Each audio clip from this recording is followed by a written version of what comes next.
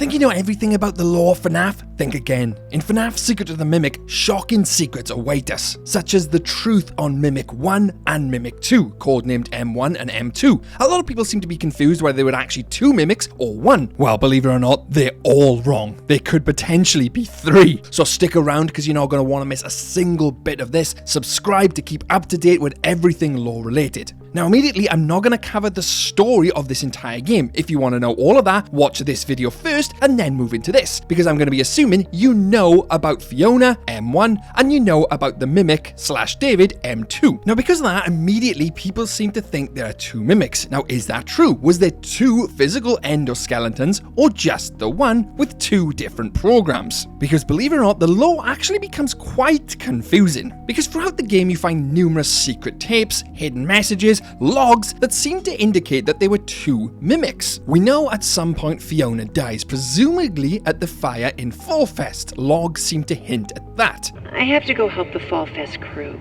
just for a few days until the installation is finished. It's hard to explain. I just have this terrible feeling like I need to be there so nothing goes wrong, just in case. Trisha will babysit David while I'm gone. I love you both, and I'll be back next week. And for whatever reason, he seems to program his dead wife's consciousness into this Mimic M1 endoskeleton. This M1 is the one we see in the tapes, basically baking David a birthday cake and helping around the house, etc. Then, for whatever reason, a second endo was made with a new Mimic program inserted into it. This Mimic program would mimic David, but here's the confusing thing. If he already had a babysitter, the M1, which Fiona was inhibiting, well, the personality anyway, why would he want to create a second endo to look after David? Surely he already had that with M1. Many people seem to believe that Endo 2 was built as a replacement for David after his death in a way to fill the void. That doesn't make sense though, however, because M2 throughout the game, when he's chasing us down, trying to rip us apart limb from limb, quotes David, indicating that M2 Endo was alive to hear, receive, and copy David's voice. I love you. We know this again in the logs because Edwin says, "Stop! You're not him. You're not! Stop sounding like him!"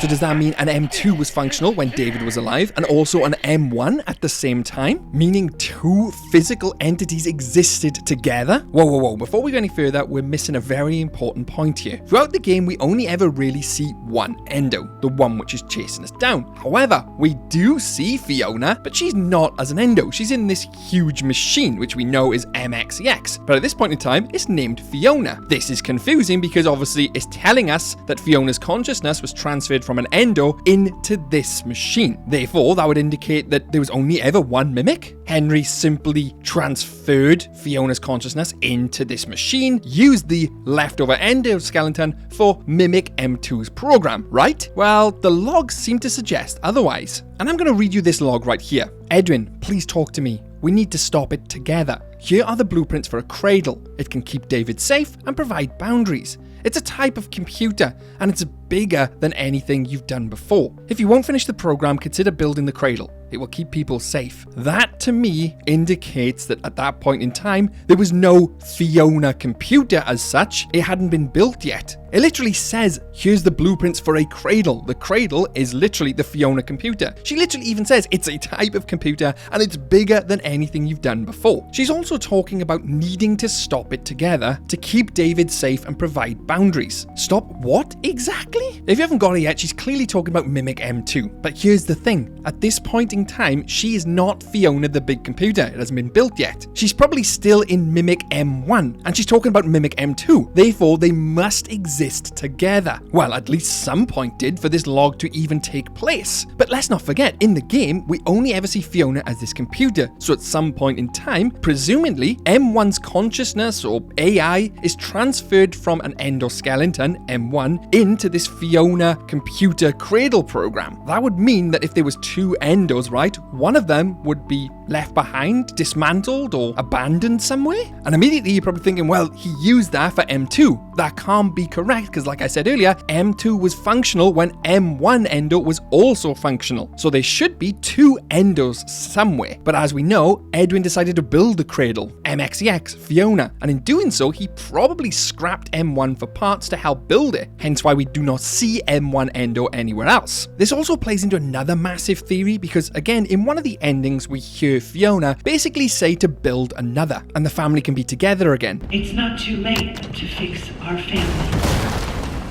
Now, the only way the family can be together again is if Fiona as herself is in an endo, David is then in an endo, M2, and Edwin Murray is himself. Therefore, again, there would have to be two mimic endoskeletons for them to be a family once more. So I know a lot of people are talking about M1 and M2 as the cord, and that is definitely correct, but at the same time, it also, in my eyes, refers to the endo because there clearly was two endos, not one. There were two sets of cords, two sets of endos, two personalities, if you will. The fact that there's a M1 and M2 literally implies that there was an endo for each program. But I'm going to throw a huge spanner in the works here because in the secret ending, we go into David's bedroom. Now, this bedroom is all self-contained. There's only one way in and we enter through it. At this point, M2 is in the house, is still chasing us. There is no way for it to get into this bedroom without us seeing it, right? And the reason I make this point is because another endo comes out of the closet. How did that endo get there? M2 is in the house and there's no way it could magically teleport into this closet. So believe it or not, this could actually be, and I know it sounds crazy,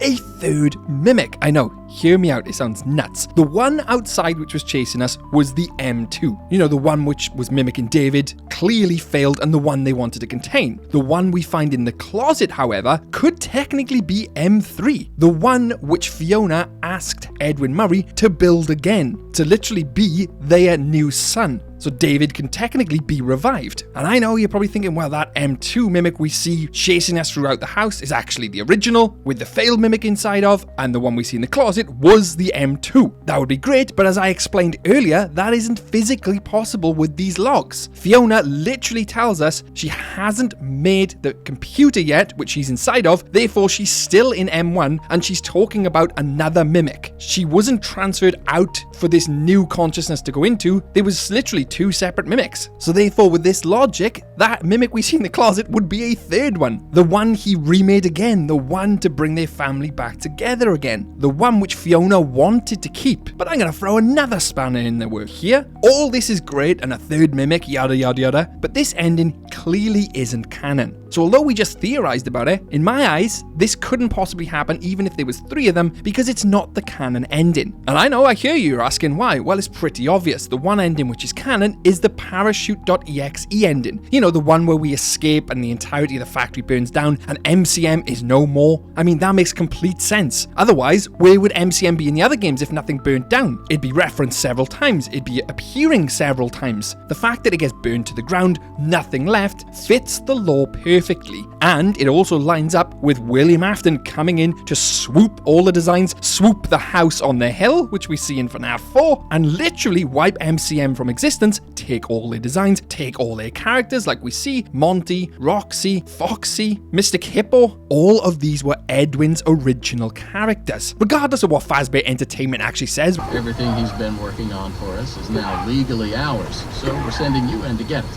You're going to believe Fazbear Entertainment? They literally lie through their teeth. So in conclusion, despite what other people seem to be saying, I genuinely believe there were two mimic programs and endos running around at the same time. We do know at some point Fiona gets scrapped, removed from endo M1 and put into the machine, the cradle, MXEX, whatever you want to call it. What actually happens to her endo itself though still remains a mystery, whether Edwin scrapped it for parts to build the computer or whether he literally abandoned it is unknown. Sure, it would make sense if you had abandoned endo to put M2 inside of, but we know already that isn't the case unless he used it for M3. I would also like to point out that in one of the logs which Henry leaves behind, you know, the one before he seemingly disappears / dies, you know, in that explosion / fire, he comes into contact with M2 then, and we know that M2 himself has rebuilt his legs. Test. Journal entry. Too bad the new power test was a failure.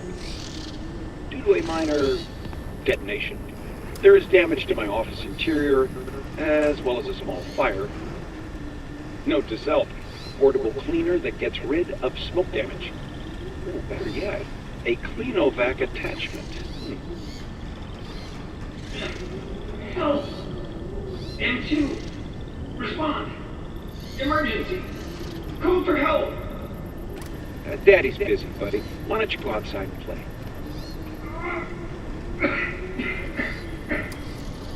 Please! I can't move. I can't feel my legs. You know, speaking of legs, what do you think? I just finished mine. There are still a few kinks to work out. I'm sorry, M2. I lost my temper. I was always gonna fix you. Please, call for help. M2, respond. Oh, can't right now, buddy. We can do something fun tomorrow. I promise. Ask your mom if she's not busy. M2, help.